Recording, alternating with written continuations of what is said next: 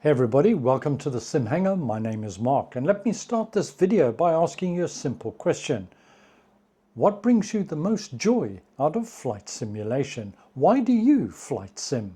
Well, the answers to that question are likely to be varied, as one would expect. Perhaps you're using it to brush up on your instrument knowledge, prep for a PPL, but for the vast majority of us, the chances are it gives us the opportunity to do something we never had the opportunity to do in the real world, and mainly, of course, for the sheer enjoyment of it, of flying an aircraft. And that enjoyment can take many different forms and be different things to different people.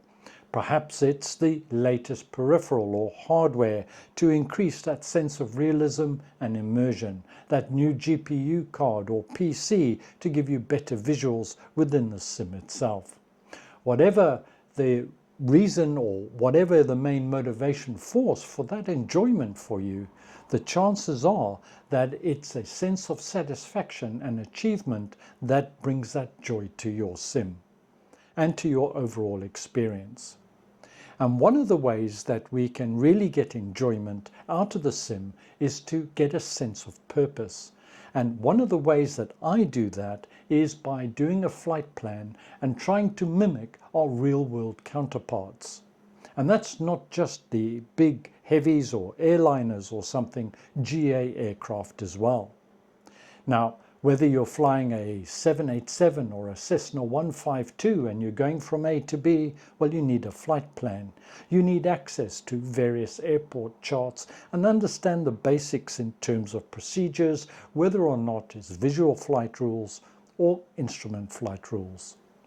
In this, the first of a number of videos that I have planned over an extended period of time, I'm going to focus on a package that brings all those resources that we need in order to achieve that real-world flight with up-to-date data, and that's Navigraph.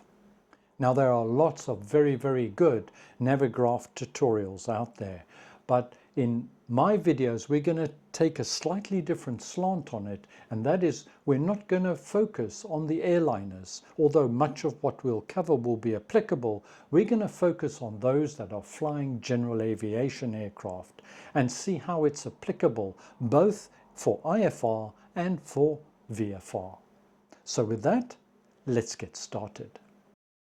For me, creating a flight plan and remaining within the various constraints and flying the route by the numbers, to coin a phrase, represents a challenge and I find very satisfying. To achieve this, what do we need? Access to the appropriate aviation maps that will enable flight planning. We need access to updated navigational data. In the real world, this is updated a minimum of once a month.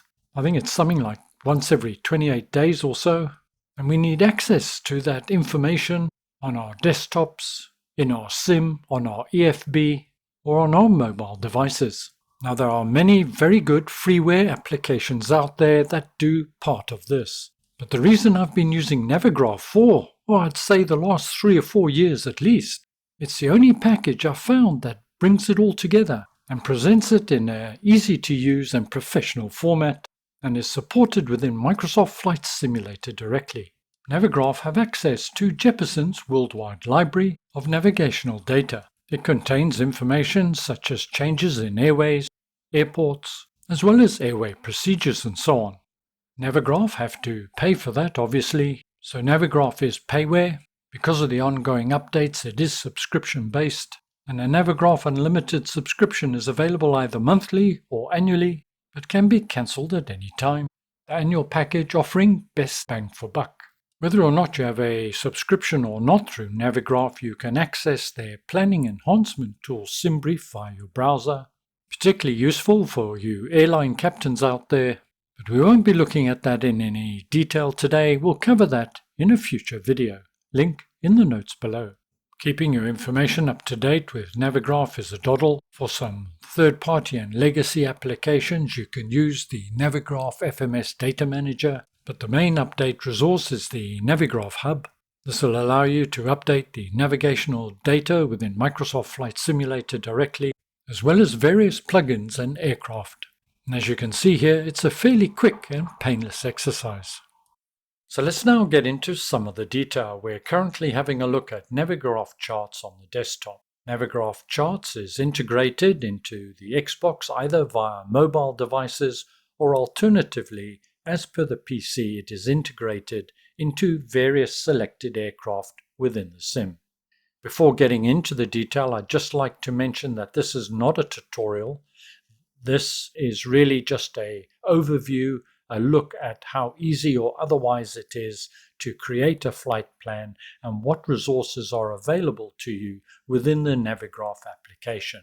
Now, the Navigraph data is worldwide, and to start off with, you'll be presented with something like this, which is a world map. Note that there are a number of different types of maps that display different information depending on the flight or type of flight that you're doing. We're currently on the high IFR map, and if we zoom in, we can see that we can pick up information such as various navigational aids, but most predominantly we can see there are a number of predefined airways with their identifier. These airways are effectively predetermined routes or roads in the sky, if you like, for aircraft. We can change that. Let's say IFR low, for example.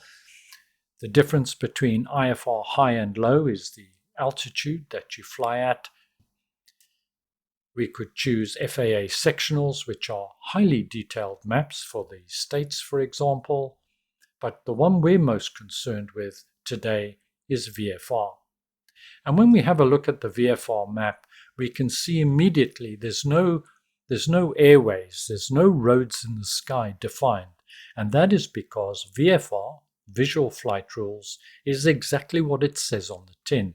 We're looking out the window, trying to pick up any distinctive landmarks, geological features, things like that, to plot our route and identify where we are as we proceed from A to B.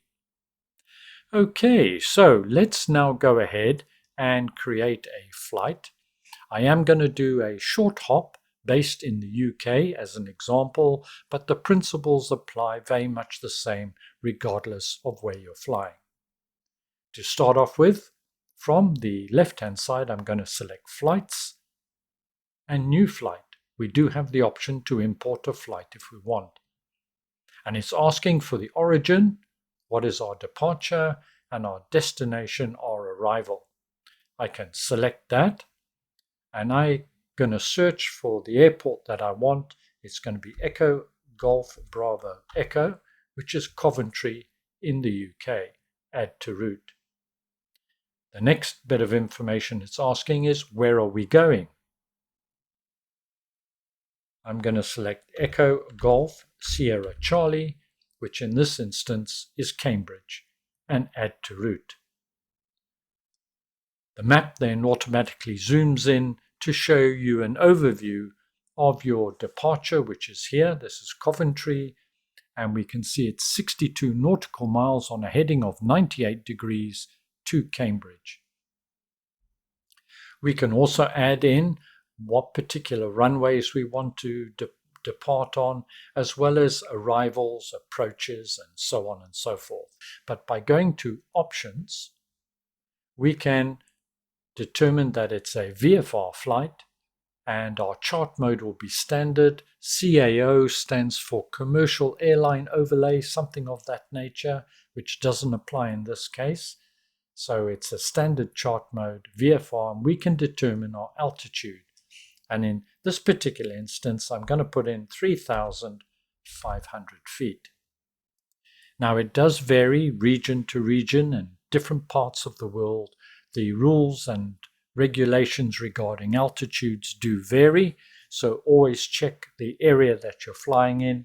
But for the UK, large parts of Europe, and elsewhere in the world, if you are heading in a direction of basically west to east, from 0 to 179 degrees, you will choose an altitude starting with an odd number, and because it's VFR, you'll add 500 feet.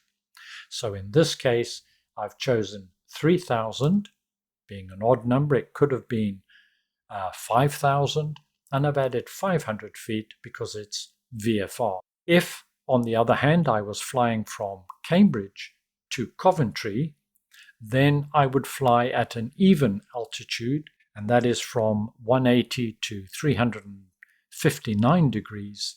So it would be something in the region of 2,500, 4,500, and so on. And what you can see from that is automatically there's a safety element there in terms of aircraft separation. So if an aircraft was flying from Coventry to Cambridge along this route, and one was flying from Cambridge to Coventry, they would be at least 1,000 feet apart.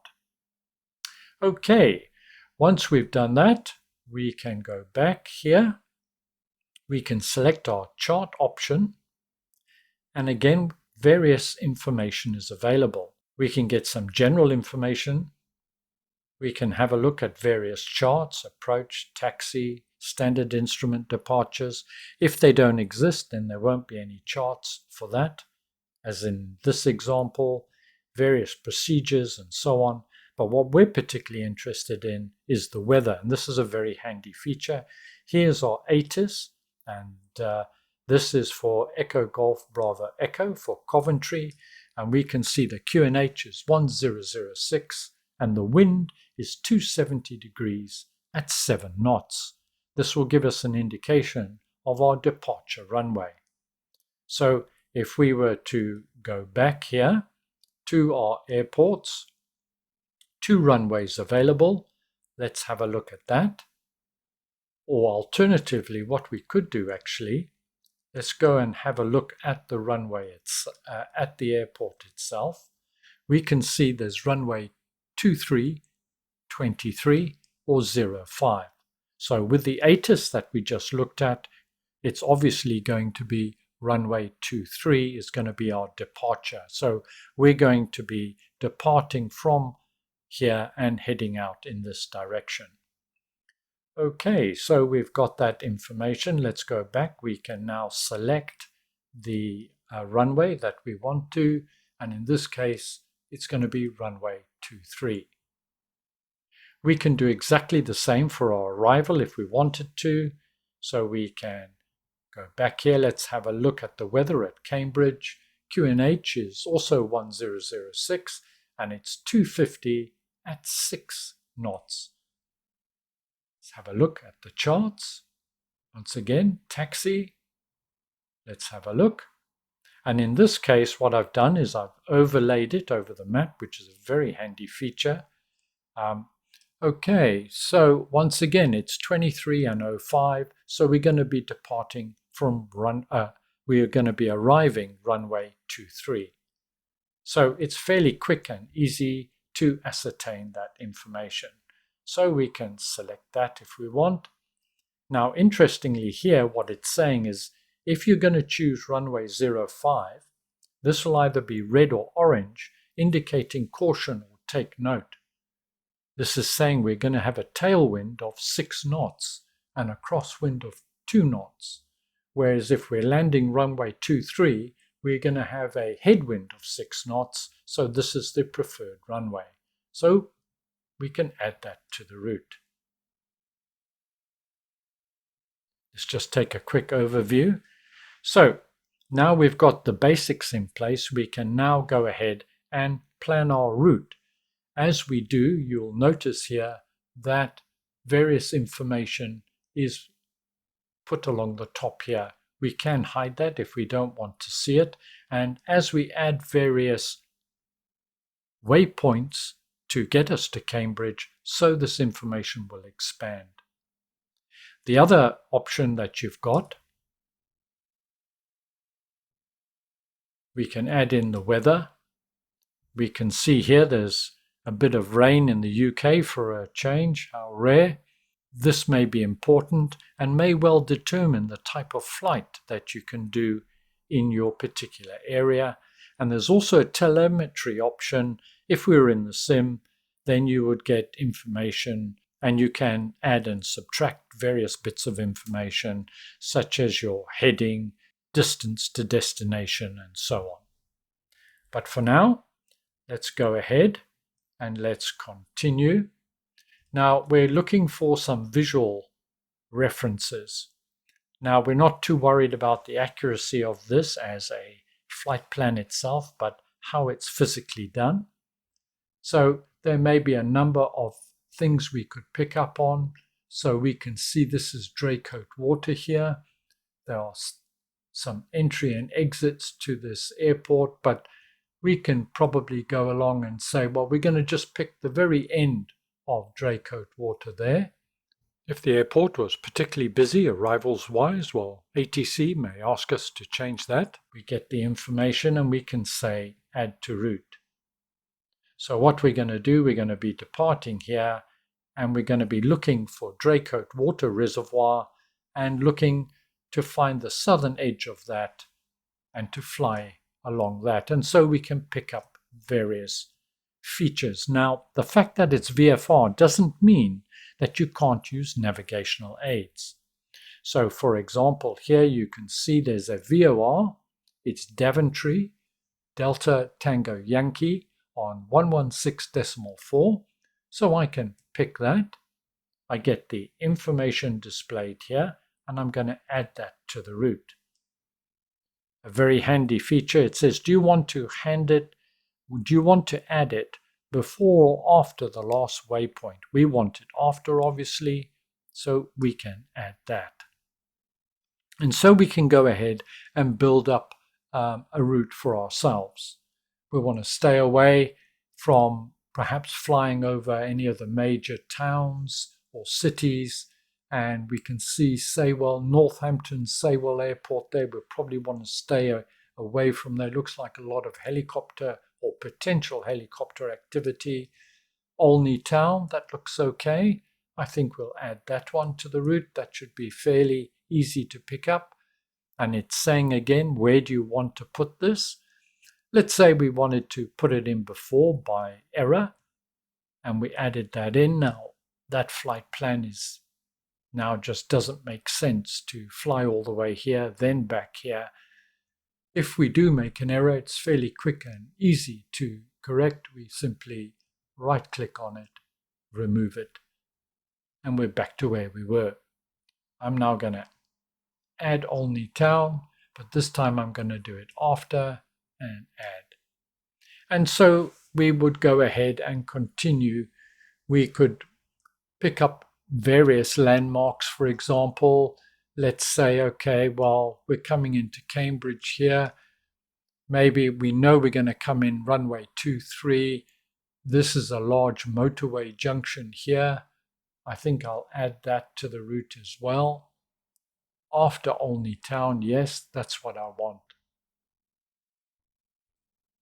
And so we've now got our route. We're going to pick up the southern shore of Draycote Water Reservoir to the VOR nav of Daventry, then to Olney Town.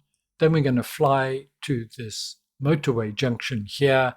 And from there, we're 8 nautical miles out from Cambridge. We're probably going to get vectored in for an approach runway 23. Once we've completed our plan, well, we now have the option to change it, delete it, do whatever we want. But once we're happy with it, we can then go ahead and export it. Now, there is a vast number of different ways that you can save it. This is for not only Microsoft Flight Simulator, Xbox, and so on. You can either do a quick search here, or I'm looking for Microsoft Flight Simulator 2020.pln file. That'll do. Choose where to save it, and now you can load that directly into Microsoft Flight Simulator using SimBrief, and which we touched on earlier. This can also bring it directly into the tablet, FMS, FMC of your particular aircraft, so you can get your flight plan in there and not have to enter every waypoint. We've now got a basic overview, and we're now going to jump into Sim and see what information we can now see in terms of this Navigraph integration. So I'll catch you in the Sim in a moment. We're now in the Sim on the world map. I've selected for this flight just flight's recently released Tomahawk. And we can go ahead and load our flight plan from wherever we saved it. There it is. So we're departing from Coventry, just touching the southern shore of Draycott Water, which is fine, to the VOR, Daventry, and so on. So that all looks fine. Let's jump into Sim. Well, we've now jumped into Sim and we're on the runway. We can see that it's fairly gloomy and it's raining, so this is not VFR. You wouldn't fly VFR in these sort of conditions, simply because you couldn't identify the waypoints because of poor visibility. But for the purposes of today's video, I'm just going to go ahead and ignore that and say we've got a few clouds. There we are. Okay. So we can have a look at what information is available to us because we loaded it in Microsoft Flight Simulator from the world map. Let's come out a little bit. We can see I'm using the PMS 50. This information would also be available if you had opted for the GNS 530, 430, or whatever the case may be. It doesn't really matter what you're using. It just highlights the fact that that information is available. Okay, so our flight plan is there. We can go to the map. Let's zoom out a little bit. And again, that's all looking correct. Is it taking us to the VOR, Daventry? Yes, it is. So that's all looking good. That's our route that we had planned in Navigraph to get to Cambridge. So that's all okay. If you use SimBrief, you can bring in some of this information directly into the tablet. All I did, because it's a VFR flight, all I did was load in a flight plan that didn't actually have the waypoints. I just chose the departure and arrival airports, but by doing that we get this information here, just some basic information. But the big benefit is going to the charts. Departure, it's picked up that it is Coventry. We could choose taxi, for example, and just remind ourselves about the airport information and so on. So all that information is available via Navigraph. In addition, we can also access that information if you've got Navigraph loaded from the top toolbar. And once again, Navigraph has picked up our route. And in this case, I've got this little triangle here highlighted. And if I do that, it picks up my position. And of course, as I fly the route, so the arrow will be identifying my current position. And it's saying currently I'm right here at the beginning of runway 23, which is exactly correct. So there's a whole range of different reference points and reference information that you can pick up. And just as we did in Navigraph charts, if we wanted to pick up any particular information, for example, perhaps we were thinking that maybe we'll do an ILS approach runway 23, then again we can overlay it if we want, get that information, see what sort of altitude we would need for the initial approach, and maybe ask ATC for an ILS approach or whatever the case may be. So a whole range of different information is available via Navigraph that is integrated directly into the sim. Well, if you're still with me after all that, well done. Just a reminder that this is not a tutorial, but the objective of this video was to give you an overview of some of the features and functions within Navigraph application. and how it can apply to your GA flying. Flying a pre-planned route with all the information available in Sim to you and completing it successfully is very satisfying indeed, and for me enhances my enjoyment of the Sim overall. I find Navigraph a very useful tool that brings all features and functions into one place, providing all the information that you may need. In my next video we'll have a look at plotting our VFR course taking into account airspace restrictions. More of a focus on one of the key aspects of VFR flying, and that of course is the weather. Well, I hope you found it useful and informative. As always, stay well, look after yourselves, I'll see you again soon, and ciao for now.